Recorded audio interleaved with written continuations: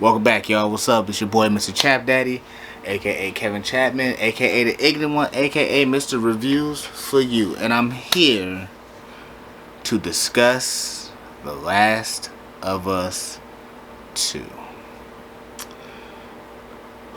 Where do I begin? First things first, let's start here.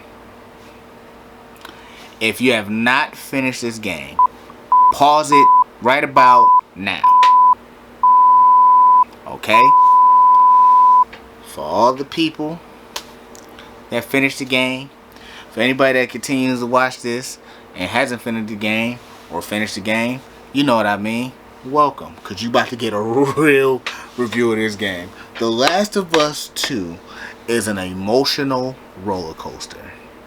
It is. It is a gut wrench roller coaster to the. It is a gut wrench roller coaster to the core. So, let me tell you the good. The good about this game is the gameplay. This gameplay is phenomenal. Like, I'm going to replay the game again for the gameplay alone. I love the gameplay. I love the style. I love that free gameplay where you can choose to attack your opponent or the NPC. You know, whether stealth, head on, which is damn near impossible to do head on, and you know, just the scavenging for supplies and to craft things and to make explosive arrows and grab guns and bullets and safes. And I cracked. Hold on, let me pause. I cracked every safe except for one, and I am pissed. So that's another reason why I want to replay the game again. I cracked every safe except for one. That's what took me so long to get to this review. That's neither here nor there. But all in all, the gameplay is so dope. The gameplay is great. The gameplay is just like phenomenal. Quiet as kept playing as both Ellie and Abby. Abby had two way better guns than Ellie could ever have. Like Ellie having that sniper machine gun with the machine gun with the suppressor on it near the end of the game is both satisfying and dissatisfying at the same time, because you get it when there's only like literally like 3 missions left.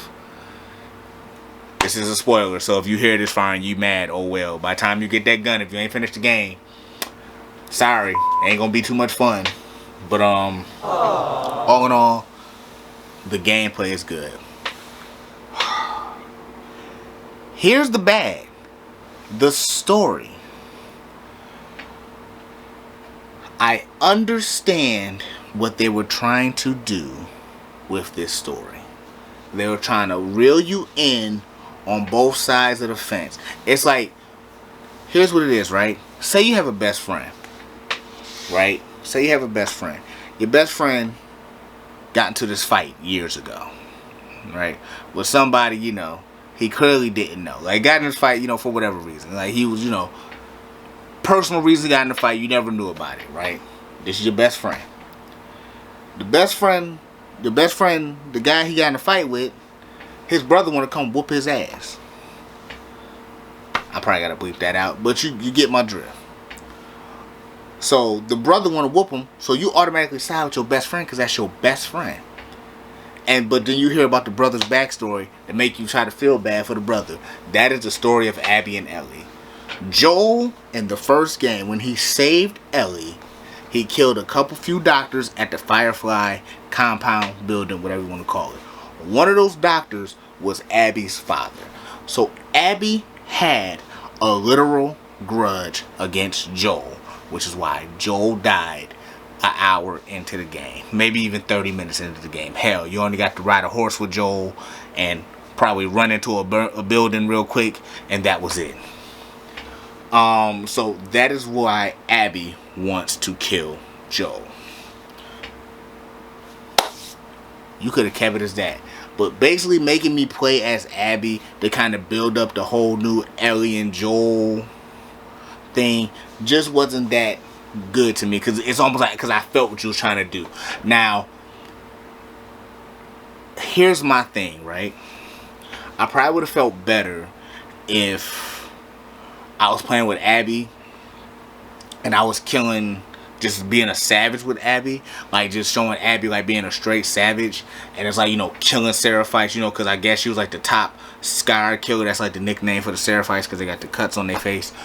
She was like their top dog, like, you know, Abby ain't nothing to mess with. If you'd have gave me a little bit of that story, like, you know, like, oh, okay, yeah, Abby is savage, I love playing with Abby, and then tried to build like that redemption story, I'd have been fine with that. But it just seemed like she only wanted redemption to save Lev, one of the Scars she saved, and Yara, the other one, because Owen had protected the Scar. Like, you still in love with your ex, he got a whole nother chick pregnant, and he in love with you, and y'all banged in the boat house. No! I'm sorry. But Ellie and Joel Banner, Ellie and Owen did it, and by God, it looked like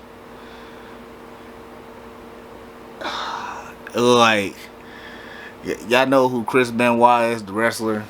That's bad. Okay, wait a minute, hold on. Cut. Y'all know, it's like watching a dude have sex with Triple H. That's what that looks like. That was so bad. It was just, it's not that I was uncomfortable because I heard about it through the grapevine over the, you know, social media and the internet, and it was like I was mentally prepared for it until I saw it, and it was like, damn. But let's get past that. But yeah, it just seemed like she was only doing her redemption because Owen was basically standing on his own 2 feet and didn't want to be a wolf no more. He wanted to be another Firefly, which that turned out to be bogus. But that's not even what makes me dislike the story. You go on this journey killing guards, clickers, shamblers, infected, bloaters, and rat kings, which wasn't even that hard, but still it was a terrifying game. Rat kings and so forth to get to this broad. And you mean to tell me after all of that, upgrading, you know what I'm saying, getting your skill set up, getting ready for a war, she killed your father figure, and then at the end of the game we find out she was about to forgive Joel for Joel lying to her all this time, and they was going to try to work it out. And then the next day, this big refrigerator built broad killed your father figure. To finally find her at her weakest, because she looked like she ain't been eating, because she just been like, I don't know if they like wasn't feeding her, or she was just like, you know, basically being tortured, but she lost all this weight. You finally catch up to her. You get into this tussle. Like, Ellie threatened to slit a kid's throat to provoke a fight with Abby. That's whoop your ass, like, written all over it. Abby bit this broad 2 fingers off. Like, so Ellie is like this. She could make a bang bang. She can make a gun now. She bit her 2 fingers off. And you know what happened? She let this broad go.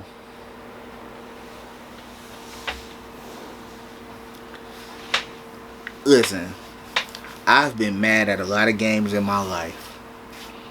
I have. I've never been that mad.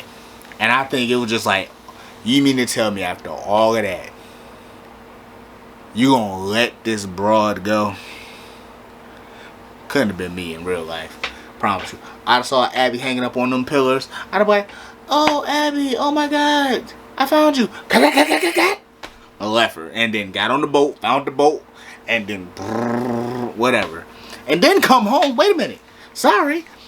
Then come home because she was in love with this chick named Dina. Dina used to date this dude named Jesse. Jesse got Dina pregnant. I'm trying to give you a little bit of backstory. Then Ellie and Dina, they kiss.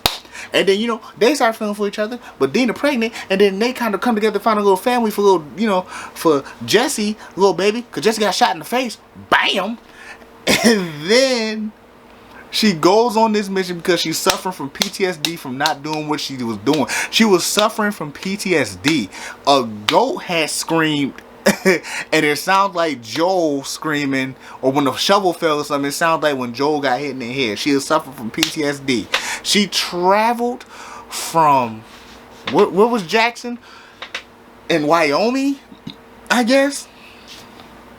She traveled from Wyoming to California to kill this broad and then let her go to come back home to an empty house. For all you fellas out there, let me give you something right here. Dina packed up Ellie's stuff nicely. You and your girl going through it, and she just throw all your clothes out there, and she just throws it out there, and it's all scattered over the street, everything cut up. Here's a little bit of advice. You got a chance to get her back, because that's just pure anger she's letting out.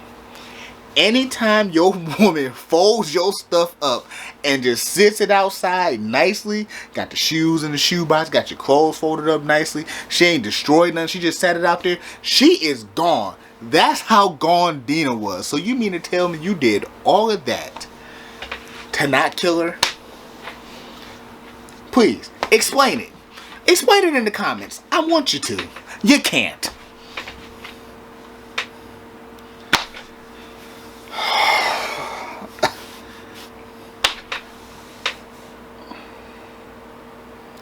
Thank you for watching this video, guys.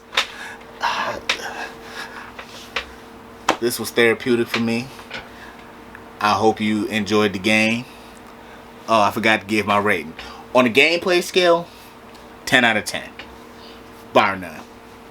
On a story scale, 4.5 out of 10. Hell, you know what? 2.5 out of 10. Because I'm still thinking about Abby and Lev being on that boat. So, there you have it. Thank you for watching Mr. Chap Daddy TV. Please subscribe. Comment on something you want me to review, react to. I react to comic book movies, and anything in general. Please, you want me to review something, leave it down in the comments. Inbox me. Please follow me at Mr. Chap Daddy on Instagram. Hit that notification bell. Subscribe when so when I drop new videos, you'll see videos like this. I'm your boy. I'm out. Later, guys. Deuces.